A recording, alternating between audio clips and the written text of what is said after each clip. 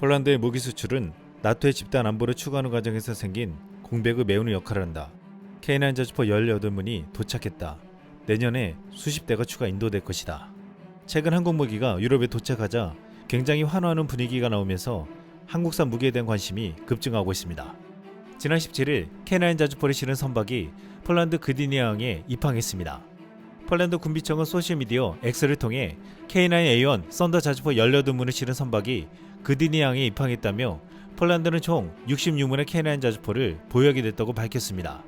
이번에 전달된 K9 자주포는 도색이 안 되어 있었는데 그 전에 납품한 것은 한국군에게 납품할 것을 먼저 준 것이었기에 도색이 되어 있었지만 이번 모델은 완전히 폴란드형 모델이라고 했습니다.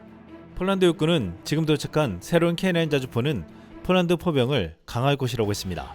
또한 18일 에스토니아 국방부는 한국산 K9 자주포 6문을 인도받았다고 밝혔습니다. 이번에 인도된 K9 자주포 물량은 올해 1월 에스토니아가 하나 에어로스페이스와 체결한 K9 12문 구매 계약에 따른 것입니다. 계약 규모는 3,600만 유로 규모로 알려졌으며 나머지 6문은 오는 2026년까지 인도될 예정입니다. 에스토니아는 러시아 우크라이나 전쟁 이후 안보 위협을 느끼고 대대적으로 국방력 증강에 나서고 있습니다. 라트비아, 리투아니아와 함께 발트 연안에 접한 발트 3국으로 불리는 에스토니아는 발트 3국 중에서 가장 북단에 있고 동쪽으로는 러시아와 국경을 접하고 있습니다. 만약 러시아가 우크라이나 전쟁에서 이기면 다음 목표는 발트 3국이라고 전망하고 있기에 현재 가장 강력한 안보 위협을 느낄 수밖에 없는 상황입니다.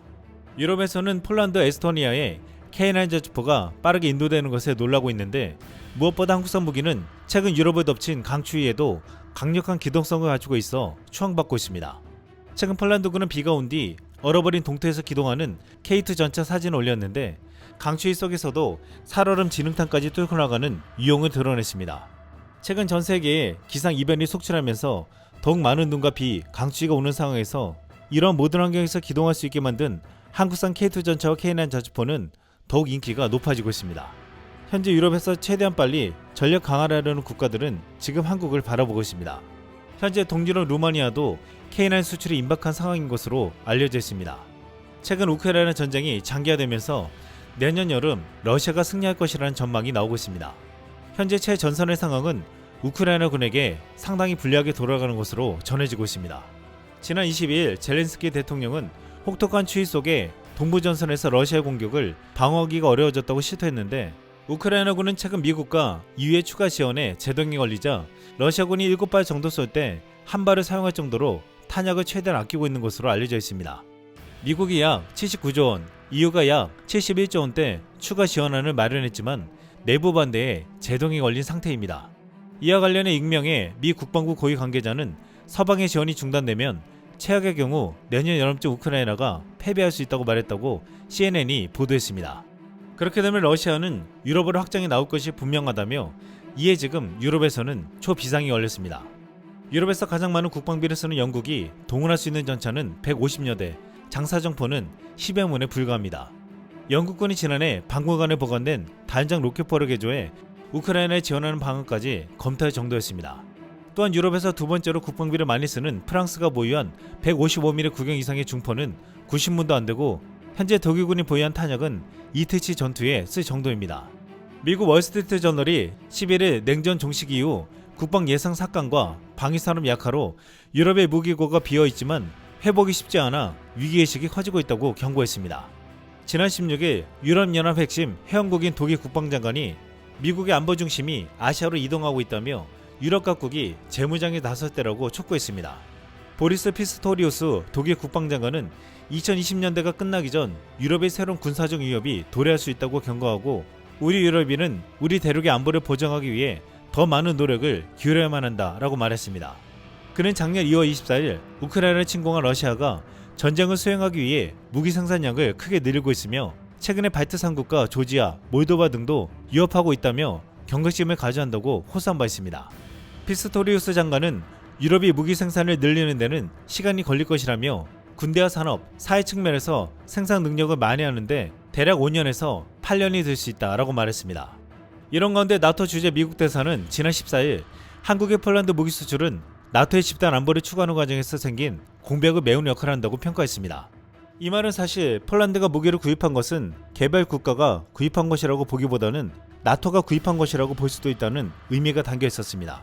여기에는 폴란드 새로운 정부가 한국산 무기 계약을 포기하면 안 된다는 압박도 있다고 했습니다.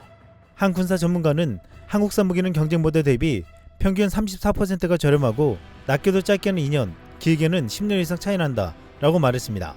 당초 폴란드 새 연립정부는 가까운 국가의 계약을 모두 파기할 것이라고 했지만 예상과 전혀 다른 성명을 내놓았는데 이것은 지금 유럽의 분위기와 무관하지 않다고 했습니다. 지난 13일 폴란드 새 연립정부의 투스크 총리는 이전 정부가 체결한 무기 도입 계약을 존중할 계획이라고 밝혔습니다. 투스크 총리는 전날 의회에서 한 국정연설에서 폴란드는 유럽연합과 잘 협업해 EU 내 주도자가 될 것이라며 EU가 강해질수록 우리는 더 강력해지고 자주 독립적으로 될 것이라고 말했습니다.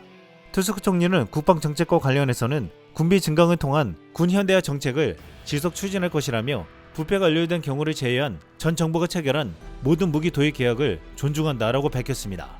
지금 이러한 태도 변화는 나토 주재 미국 대사가 말했듯이 폴란드가 한국과 계약한 것은 한 국가 한 것이 아니라 나토 전체 한 것과 같다는 말에서 이해할 수 있었습니다. 또한 한국과의 대규모 계약은 폴란드 현지 생산을 약속했기에 폴란드의 국방력 강화 동시에 경제까지도 챙길 수 있는 프로젝트였습니다. 정권을 잡은 상황에서 큰 이익을 볼 수 있는 계약을 쉽게 깰 수 없다는 것입니다. 또한 한국 무기는 유럽뿐만 아니라 동남아, 아프리카에서도 러브콜을 받고 있습니다. 나이지리아가 최근 한국에서 차류형 장갑차 100대를 수입하고 말레이시아가 한국형 유도미사일을 사료하고 있습니다. 이미 한국산 장갑차는 호주에서 독일산을 제치고 선정되는 쾌거를 이룩하면서 뛰어난 성능과 강력한 기동성을 인정받았습니다. 이제 나이지리아에서도 한국산 장갑차를 도입했고 앞으로 인도네시아, 말레이시아로도 수출될 것이라고 했습니다. 또한 말레이시아는 최근 남중국해 갈등, 필리핀 무장단체 침투 등 안보 위기가 거듭되면서 새로운 무기체계를 구축하려는 것으로 알려졌습니다. 이에 LRG 넥스원의 2.75인치 유도 로켓 비군과 중거리 함대공 미사일 해궁, 중거리 지대공 미사일 천궁2, 한국형 GPS 유도폭탄 KCGB 등에 관심을 보이고 있다고 했습니다. 이 미사일들은 울창한 숲이 우거진 동남아 지역 특성상 정글 속에 숨어있는 테러 단체를 섬멸할 수 있는 초정밀 고위력 무기라고 했습니다. 최근 기상 이변으로 인해 강추위와 무더위가 찾아오는 가운데 나라마다 분쟁이 커지고 위협은 나날이 늘어나고 있습니다.